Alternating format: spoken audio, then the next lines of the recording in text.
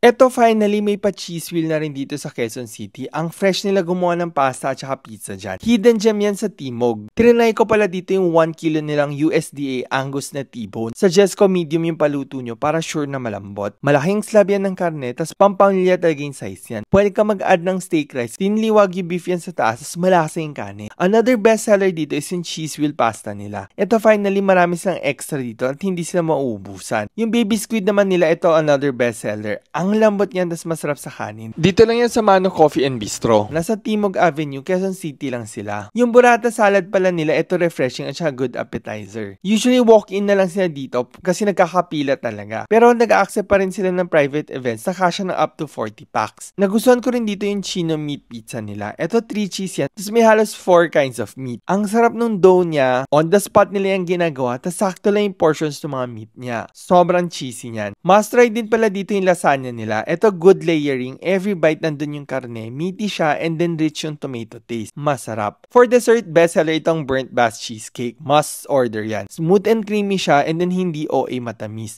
Nice kasi pet friendly sila dito and then okay talaga yung mga kape nila.